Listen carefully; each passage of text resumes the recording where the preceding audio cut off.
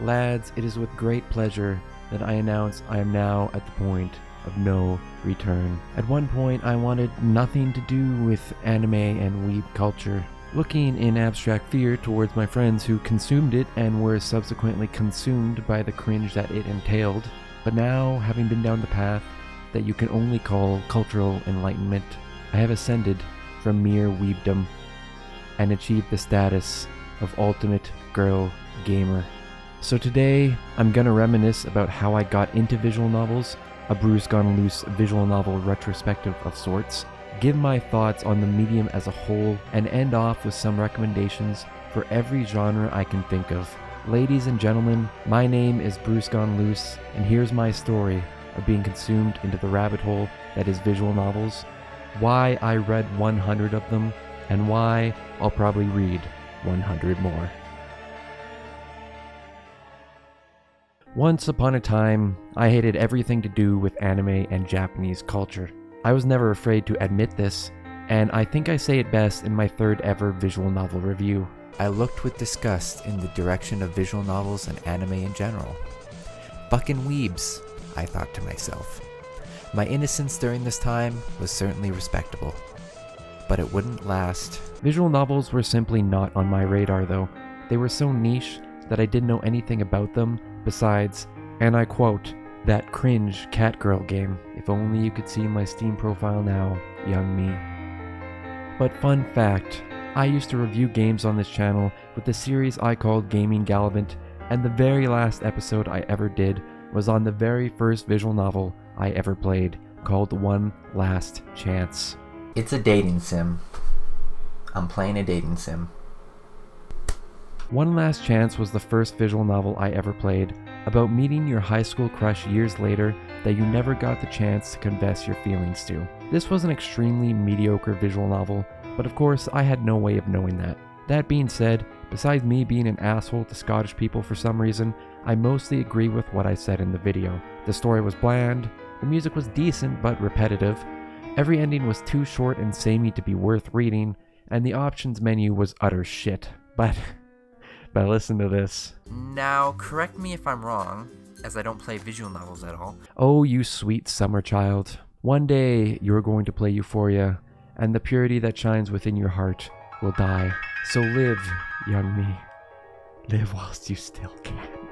You can't really blame me for not picking up interest in visual novels when this was my first one, and it wouldn't be until about a year later until I read another one, which I'm sure is where the average normie starts their visual novel experience. Doki Literature Club took the world by storm in 2017, massively blowing up due to all the coverage it got from YouTubers for being a unique take to the VN genre, using completely typical visual novel story elements to lure the reader into a false sense of security before playing the Uno reverse card a couple hours in and revealing its psychological horror elements. I know what you're typing, so just stop. Alright, we know. Funnily enough, however, I never played DDLC at this time, but instead watched playthroughs from my favorite content creators. What I did play, however, was DDLC mods, and a whole heck of a lot of them. Monica Before Story, Monica After Story, the Yuri Parable, pretty much all of the popular older mods. It was at this point I should have clued in that I liked the visual novel format itself, and not just DDLC mods, but it didn't click, and once I got bored of the DDLC universe, I wouldn't play another visual novel for 3 years. But funnily enough, I would play that visual novel because it looked a lot like Doki Literature Club. This visual novel was Moege. Moege is by no means a masterpiece. Whilst having the same sort of feeling that DDLC had, it doesn't delve into psychological horror, but rather personal introspection, which for some people might actually be even scarier. Its routes are pretty short and tame, and its endings try to inspire you to make good choices for your long-term mental health, such as working towards your personal goals or setting aside time to call your parents every now and then. It's a good visual novel for what it's trying to do for the price of free, but despite that, it's not a story that'll stick with you. However, Moege was the spark that irreversibly started my descent down the rabbit hole. I wanted more. So I searched. Lucid 9, a 10-hour mystery visual novel that is only the first part of a longer story? Oh yes. Everlasting Summer, A 20-hour Russian-made visual novel with a dozen routes? Da, пожалуйста. Kadowa Shoujo, a 30-hour visual novel about girls living with various physical disabilities and how their personalities are not driven by these disabilities? The cycle of only reading free English visual novels ended when I was searching for a visual novel like Kadowa Shoujo and saw a Reddit post recommending The Fruit of Grisaia. I bit the bullet and bought the trilogy, which at the time I hadn't realized would be a deal with the devil, but the winds of fate were already set in this direction, and I'd be a fool to walk against them. The Fruit of Grisaia has a special place in my heart for being the first Japanese visual novel I had ever read. Its characters all have unique, lengthy routes that really dive headfirst into their problems and why they end up being the character they are when they arrived at Mihama Academy. Yuji, as a protagonist, was nothing like I'd seen before, but you grow to like him the longer you read The Fruit of Grisaia, what with his anal retentive behavior and his military dysphemisms. After finishing The Fruit of Grisaia, I realized a couple of things. The first being that I undeniably have been ensnared by the allure of visual novels, especially lengthy ones. All of my first Japanese visual novels were 50 hours or longer, so I really jumped right into the deep end. The second thing I realized is that I needed to learn Japanese ASAP, and I did not need Reddit elitists to tell me that. The days of me reading Clannad on one monitor and grinding out hiragana and katakana flashcards on the other were not in vain. I mean, I still can't read a lot of Japanese, but I started reading VNs with a text hooker, and hey, that's something. Lastly, I decided to give anime another shot. I still don't watch too much anime these days, but I'm glad I threw away my previous disposition for it thanks to visual novels. My personal retrospective ends there. From The Fruit of Grisaia onwards, I jumped from popular VN to popular VN, consuming them at an unhealthily fast rate. These days, I've slowed down a bit, but my love for visual novels certainly has not died. And let me tell you why. The medium of visual novels has something for everyone, regardless of how they feel about anime and Japanese culture. If that were not the case, I and many others would not have been so easily converted into fans of the medium.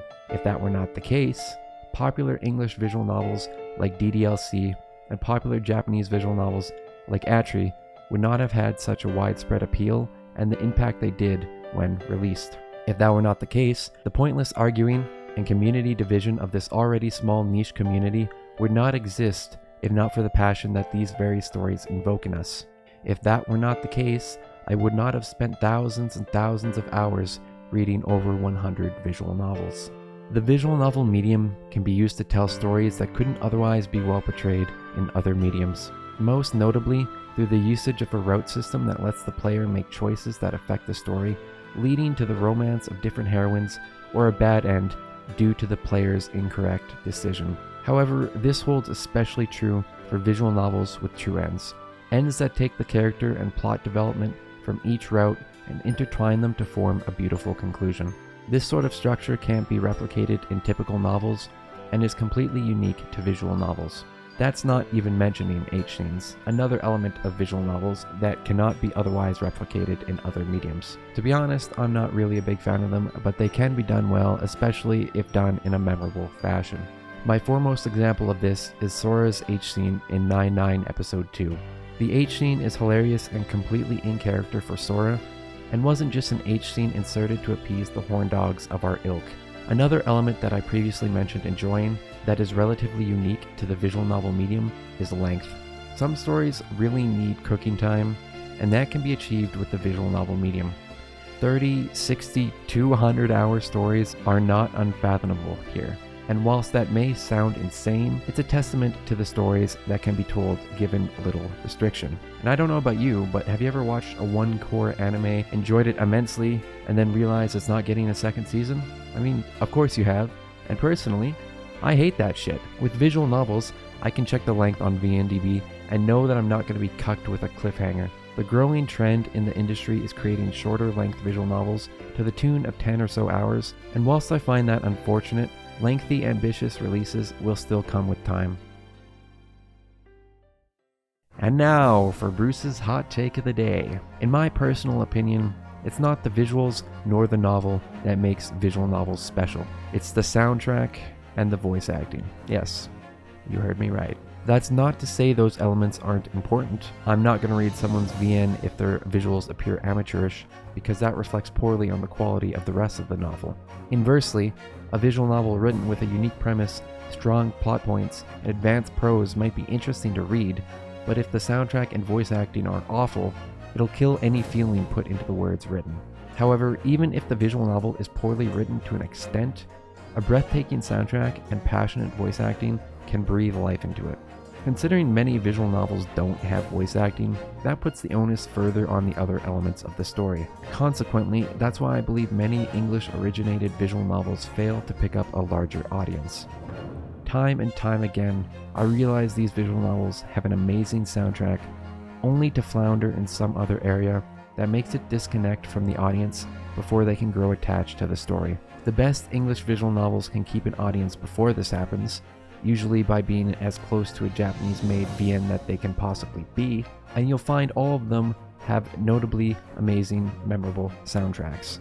I can't name one English visual novel I enjoyed that doesn't have a full-length, completely original, catchy soundtrack. Can you? Furthermore, some English visual novels do employ voice acting, but due to the lack of funding visual novels as a medium get outside of Japan, these voice actors are usually cheap and therefore amateurish. And whilst the voice acting doesn't always take away from a VN, I would just recommend taking that VA commission money and funneling it into the art and soundtrack. I'm getting off track, but I think you can kind of gauge what I like about visual novels and why I had the tenacity to read over 100 of them. So if you are still a visual novel noob, or perhaps you clicked on this video as an anime only, wondering what's so special about these lengthy anime dating sims, here's a couple of recommendations that I hope will bring you to a visual novel that will make you understand how I feel. I'm not the biggest fan of Moege personally. As much as I love embracing the cringe of devoting myself to my one and only waifu, I'm really not that sort of person, and typical romance stories bore me. That said, I've got two great recommendations. My first Moege recommendation is Senren Banka. Protagonist Masami heads to the small village of Hori, a completely isolated village with rustic charm and hot springs, leading it to become a popular tourist destination. Masami incredulously screws up though by attempting to draw the divine blade Murasame Maru and subsequently breaking it. Being forced to make amends by having to marry the village's shrine maiden, Masami is now in a bit of a pickle as he meets new friends, learns about his fiancé-to-be, and learns about the curse that plagues the village. Senren Banka is still probably the best Moege I have ever read. All of its routes are engaging, its characters are unique, and its moe is quite moe. This is a Ubisoft visual novel, which feels important to mention because some people don't like certain aspects of their visual novels, such as their humor. It wasn't a problem for me personally, but once you read one Ubisoft title, you may not be interested in their others, as you realize they all feel similar. But if you only read one, read Senren Banka. My second Moege recommendation is Kinkoi. Protagonist Oro is minding his own business one day when he notices a princess-looking girl running away from a couple of agents in black suits. Not having much time to think things through, he picks her up and helps her run away. Unfortunately for Oro, this girl named Sylvia really is the princess of a foreign country, and due to his thoughtless actions, he must either enroll in the noble private academy with her or face jail time. Obviously, he chose the former. Kinkoi has an interesting premise, with the common route following up on it, as Oro has to face adversity from his classmates due to his family not being rich. However, as he learns to get along with everyone and grows closer to some of his female classmates, the story progresses into the backstories of the important characters, including Oro himself. Through subtle foreshadowing, the character routes drop hints regarding the truth of Oro's past, as well as what the final route entails, which leads to a satisfying conclusion. Kinkoi is pretty good. I wouldn't overlook it. Nakige are games that strive to make the reader cry. Typically, these are going to be the saddest stories you'll face in visual novels. There are many good examples of Nakiges, but there's only one you'll see at the top of my recommendation list. Little Busters. Just read it. From Key, the same developers of Clannad, comes Little Busters, another heart-wrenching experience that'll make you cry at the end of every route. Initially, there isn't really an overarching story, just our protagonist Riki going to school with his friends and spending time with them. as well as recruiting new ones so they can form a baseball team that Riki's best friend Kyosuke started from a whim. It doesn't take long to realize that there's more than meets the eye going on here, and you'll see that each heroine has her struggles that stretch far beyond typical high school drama. Little Busters never forgets its main theme though, friendship. The times you spend in the early hours of reading Little Busters really makes you feel a part of this tight friend group. A friend group you don't want to see go through the hardships that will come sooner or later. It's a masterpiece and, in my opinion, one of the best visual novels I have read. That's all to say, if you watch the anime first, I'll kill you. I don't read Nukige unless there is some other underlying aspect of the story that makes it interesting to me. An example of that would be Nukitashi, but I'm putting that in a different category. So I'm going to talk about Euphoria, but don't get me wrong, recommendation is a strong word for this one. Simply check it out if you're into some fucked up shit. Euphoria is a visual novel that is notorious for being extremely fucked up. The characters are forced into a death game where the protagonist and one of the heroines of his choosing must do sexual acts. And these range from being pretty vanilla to pretty fucking gross. And it only gets worse after they escape. Euphoria is interesting because whilst the premise is trying to escape the death game, the most interesting parts are outside of it. When all is said and done, the true ending does hit pretty hard in the feels, but getting there is going to require some persistence you never knew you had. And if you like bad endings, Euphoria has what can only be described as the worst possible ending, where the protagonist embraces his twisted personality and, yeah, the whole shit is fucked, bro. Utsuge means depressing game, and where it differs from Nakige is that Utsuge do not have happy or at least bittersweet endings. In many Utsuge endings, things are at most neutral and at worst bad for all characters involved. The best example of this is Bokuten. Bokuten has a very pessimistic view of relationships, to the point where I feel like the author has a grudge against them. One day, protagonist Tomoe is practicing archery and accidentally shoots down an angel named Aine out of the sky, and her guitar, powered by red threads of fate, threads that are said to bind lovers together, breaks due to this. With Aine's only other option for doing her angel work being archery, something she is notoriously bad at, she guilts Tomoe into helping her, and because of this, Tomoe must question the morality of connecting two lovers through fate by his own hands. The characters in Bokuten are well written, especially Tomoe's childhood friend Naruko, but the routes themselves are really hit and miss. I was expecting to like Yuri's route, but it got really fucking weird really quickly.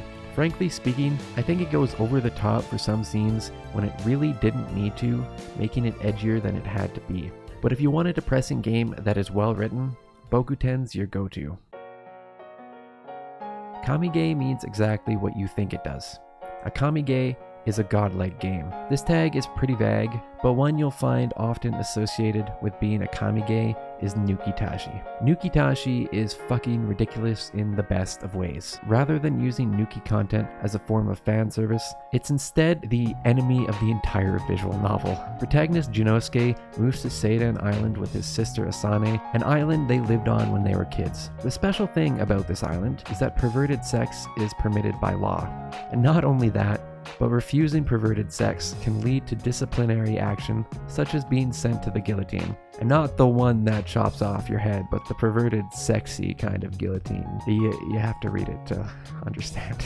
But Junosuke is a proud virgin who believes in chastity and does everything he can to fight against the tyranny of this twisted system he hates so much. He gathers allies, formulates an underground organization, and things get insane and perverted as they develop advanced weapons with the appearance of sex toys to fight back against the system. This one is just impossible to realistically convey how funny it is without going into the perverted details, but since Nukitashi takes the Nuki to extreme levels with the purpose of creating diversity for the main cast, the conflict that ensues and the contrast with typical Nukige games is hilarious. That's not even mentioning the main cast, with how funny each of the main heroines are, who either accept or vehemently deny the trope they fit into.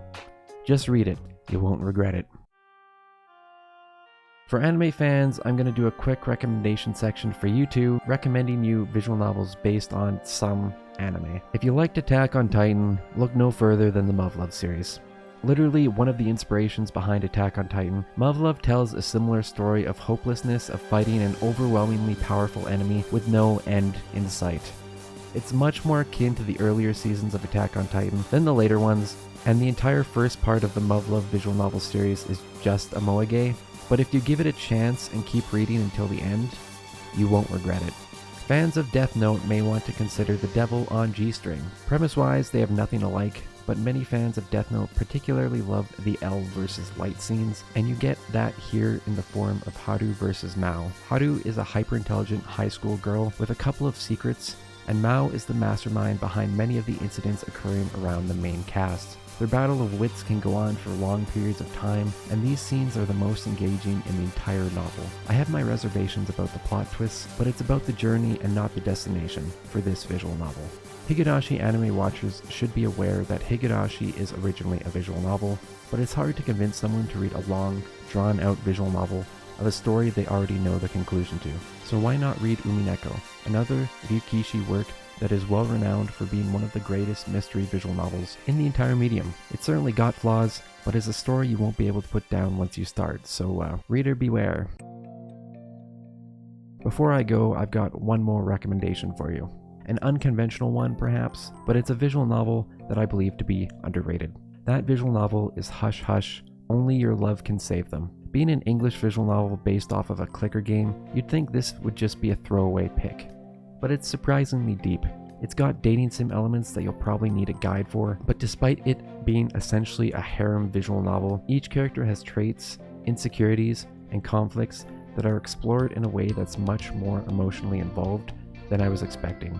I just wanted to date the gamer girl, man, or have a picnic with the sweet airhead, not kill people, do drugs, and fight abusive family members. But it's that slow transition as you learn about these heroines and their problems that is done exceptionally well for what otherwise could have been an unremarkable story. And with that, I've rambled on long enough. I'll say it again. My name is Bruce. I have read 100 visual novels, and I do not plan on stopping anytime soon. Thanks for watching.